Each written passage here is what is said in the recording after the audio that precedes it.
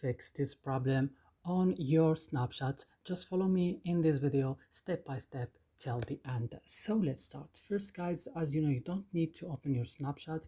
You have to go and search for your settings of your device or your phone. Then open your apps option. By hitting your apps option, you have to search for Snapchat.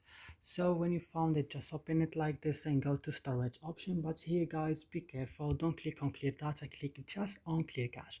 Then go back and click on force stop, click OK. Now go to set as a default, and you have to open supported links and go back again and go to permission or permission here, sorry, and give all permission to all these options right here. Then go to your Play Store, check that your Snapchat is updated on the last version. Then you have to restart your phone. So that's it guys in this video. I hope it's useful for you.